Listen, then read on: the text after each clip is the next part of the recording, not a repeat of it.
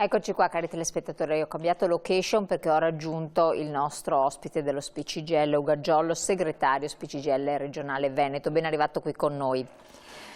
Buongiorno. Allora, buongiorno a tutti. buonasera segretario. È il momento di parlare anche di questo tema spinoso, che è quello delle liste d'attesa. Perché? Perché ci sono delle novità importanti. State bene a ascoltare e a sentire, perché solo seguendo passo passo quelle che sono le procedure attuabili si può in qualche modo superare questa impasse. C'è stato un intervento da parte della Regione del Veneto che fa sì che le persone possano in qualche modo ovviare a questo grave problema, solo però in presenza di certi requisiti e di una domanda ben precisa. In sintesi, che cosa è successo e vi facciamo percorrere questo tratto importante, perché liste d'attesa tutti sappiamo cosa vogliono dire, supportati anche dalle slide dello SPCGL. Prego, segretario. Diciamo che le liste d'attesa sono sicuramente uno dei temi più sentiti nella nostra realtà, specialmente dagli anziani, ma non solo, da tutti quelli che hanno bisogno evidentemente di avere una risposta rispetto a situazioni di salute che si presentano. È da tempo che stiamo dicendo che in Regione del Veneto c'è una situazione, non è solo in Veneto ma certamente anche in Veneto, una situazione davvero complicata. Noi abbiamo iniziato una campagna insieme anche alle altre organizzazioni sindacali, assieme a movimenti, assieme a tanti soggetti del territorio per chiedere che venisse mantenuto quanto previsto dalla legge. Cioè del decreto legislativo del 98? Innanzitutto quanto è previsto dalla legge, nel senso che la legge prevede che il cittadino a fronte di una prescrizione fatta dal medico ha diritto ad avere l'erogazione della prestazione nei tempi indicati sulla base delle 4 priorità. Questo, come sappiamo tutti, non avveniva e non avviene spesso ancora oggi. C'è però un decreto legislativo che è quello che vedete nella slide, il 124 del 98, quindi addirittura risale a 26 anni fa, che sostanzialmente dice che qualora le ULSS non siano in grado di rispettare i tempi previsti dalla prescrizione, su richiesta del cittadino devono autorizzare lo stesso ad avere la prestazione nell'ambito dell'attività libero-professionale intramuraria, però mettendo a carico del cittadino solo ed esclusivamente il costo della quota pari al ticket.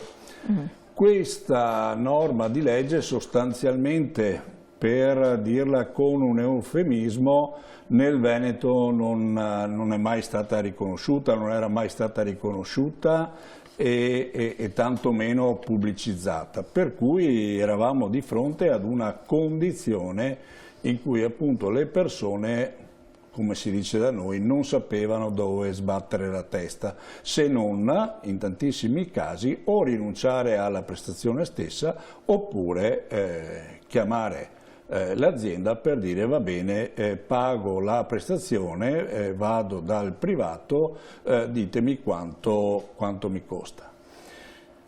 Noi abbiamo appunto diversi mesi fa messo in campo questa campagna.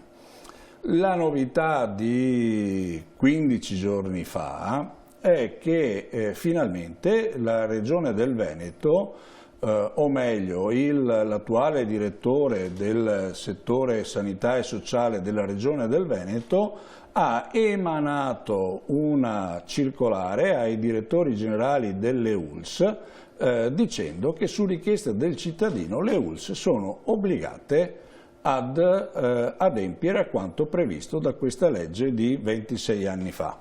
Su richiesta del cittadino, quindi... Esatto. Allora, le questioni in questo caso secondo noi sono almeno 2. Intanto diciamo che era ora che la Regione del Veneto prendesse atto di questa norma e decidesse di applicarla.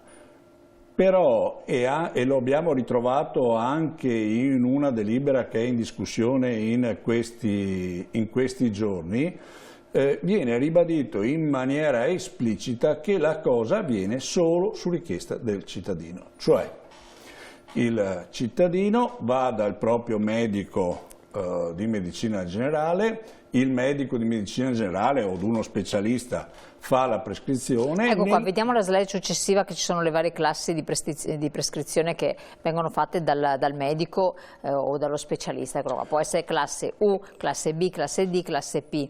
Esatto. Quindi entro 24 ore dalla prenotazione, entro 10 giorni, entro 30 giorni, entro 60-90 giorni dalla prenotazione. Esatto, perché appunto, come dicevamo prima, il medico di medicina generale o lo specialista nel fare la prescrizione dovrebbe indicare sempre, non lo fa, su questo lo abbiamo detto in tante occasioni, il cittadino deve stare attento e deve richiedere che la prescrizione sia corredata appunto dalla classe e quindi il cittadino con questa prescrizione deve recarsi al CUP o chiamare il CUP o a seconda dei vari sistemi per avere l'appuntamento per questa prestazione.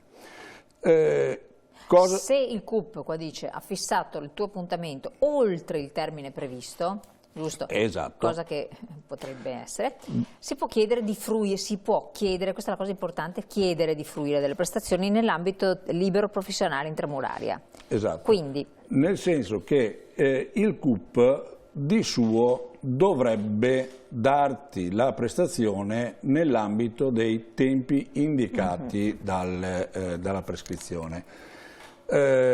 Sappiamo tutti che nonostante siano stati messi a disposizione dallo Stato centrale e quindi poi gestiti dalla Regione del Veneto diverse milioni di euro per il piano di recupero delle liste d'attesa, questo ancora non avviene in termini generali, almeno per quanto riguarda le classi D, la classe P, per quanto riguarda le prestazioni cosiddette non traccianti e a macchia e leopardo anche per la classe B. Quindi, dicevo, spesso succede che il CUP non ti dia la prenotazione entro i termini previsti. A questo punto il cittadino cosa può fare? Sulla base della normativa dovrebbe prendere carta e penna. Andiamo sulla slide come fare la richiesta. Eccola qua. Dovrebbe il cittadino prendere, dicevo, carta e penna. Tra l'altro se i cittadini si rivolgono ai nostri sportelli, ma agli sportelli vengono sicuramente aiutati, scrivere al direttore generale dell'ULSS scrivendo esattamente la situazione qual è e allegando alla descrizione della situazione la prescrizione del proprio medico e il documento rilasciato dal CUP in cui si certifica che entro i termini previsti dalla prescrizione non è stato possibile. Però il CUP non è che a volte manda questo documento, che a volte dice non c'è posto, lo dice a voce. Ma infatti questa è un'altra delle questioni. Che è tra l'altro legata alle cosiddette liste di galleggiamento, sarà un'altra delle battaglie che come sindacato continueremo a fare, perché ad un tavolo di confronto qualche mese or sono c'era stato detto che le liste di galleggiamento sarebbero state abolite, invece dalla delibera che vediamo in discussione in questo periodo le vediamo ancora riapparire. Quindi è necessario che il cittadino non si accontenti semplicemente della risposta verbale da parte del CUP, ma richieda al CUP di avere la prenotazione o comunque un documento che dica che la prenotazione non è stato possibile fare nei tempi previsti. Allora, fatta questa raccomandata con ricevuta di ritorno, destinatario e direttore generale dell'azienda sanitaria comunque vi può aiutare lo SPCGL a fare tutto questo. Oggetto istanza per erogazione di prestazioni in regime di attività libero professionale intramurale ex articolo 3,13 decreto legislativo 124 1998. Allegati, l'impegnativa, come diceva il segretario, il promemoria rilasciato dal CUP, questo bisogna ricordarselo perché non arriva però per lo Spirito Santo se non su richiesta. Cosa fa? L'ULSS prende in carico l'utente, giusto? L'ULSS a questo punto deve prendere in carico l'utente e deve, con quanto previsto dall'attuale normativa, quindi sostanzialmente attraverso la libera professione intramuraria, fissare l'appuntamento alla persona. La differenza per la persona è radicale per due motivi. Uno, perché si paga solo il ticket e non la prestazione in quanto tale, e due, perché a quel punto la prestazione deve essere fatta entro i tempi della prescrizione del medico di medicina generale. Sia diagnostica che visita specialistica? Stiamo parlando di prima visita e di prestazioni appunto di diagnostica. Prima visita, sì. Quindi vuol dire che le visite successive non le visite successive hanno un altro canale perché dovrebbero funzionare tramite la presa in carico da parte della struttura. Penultima slide, non sono previsti rimborsi, in nessun caso è previsto il rimborso di prestazioni effettuate dal cittadino in regime di libera professione diverso dall'intramuraria, ovvero? Questo lo abbiamo scritto, ma lo si trova anche nella circolare della Regione del Veneto, perché in questi mesi era girata l'idea che uno potesse chiedere il rimborso. Evidentemente senza aver verificato attentamente la norma legislativa, che bastasse semplicemente per il cittadino andare da uno specialista, pagare quanto dovuto e poi chiedere il rimborso all'ULSS. Questo non è previsto, nel senso che va seguita la procedura illustrata precedentemente. Se il cittadino decide per conto proprio di andare da un privato, rinuncia in qualche maniera alla prestazione che può essere fatta appunto tramite l'ULSS o comunque tramite strutture accreditate.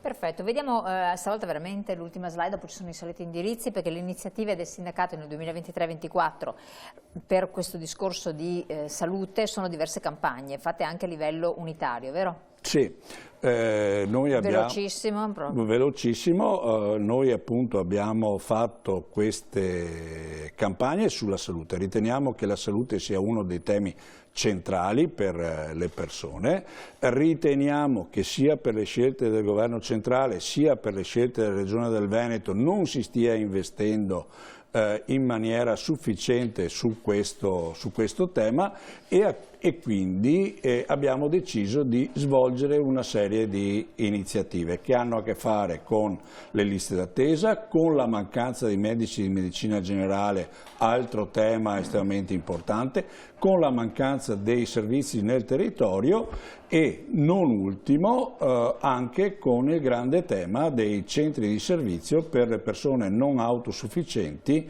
che spesso e volentieri sono in difficoltà proprio nel momento di maggior fragilità. Questo diventa importantissimo. Qua vediamo come sempre i vostri indirizzi delle sedi provinciali, lo SPCGL è presente su tutti i territori, dove le persone per tagliare la lista d'attesa, ridurre l'attesa, possono attuare questa procedura, farsi aiutare, più che altro attuare questa procedura, in modo tale da poter poi avere nei tempi congrui e senza doverlo fare privatamente, perché il rimborso abbiamo visto non c'è, la visita specialistica, prima visita, oppure la diagnostica, come ci ha raccontato il segretario. Corretto? Corretto, naturalmente gli indirizzi che avete visto sono gli indirizzi delle sedi provinciali. Ce ne sono tante altre poi, territoriali. Il sindacato pensionati del Veneto è presente praticamente in tutti i comuni o quasi del Veneto. E già che ci andate, portatevi il codice fiscale, fatevi controllare la pensione, esatto. Che magari ci possono essere anche delle piacevoli sorprese di recupero magari di denaro per diritti inespressi. Grazie segretario. Dario di essere stato qui con noi, grazie alla Grazie collaborazione dello CGIL, e io vi lascio adesso al breve intervallo pubblicitario, poi riprendiamo con le nostre consuete interviste di approfondimento. Grazie, buonasera.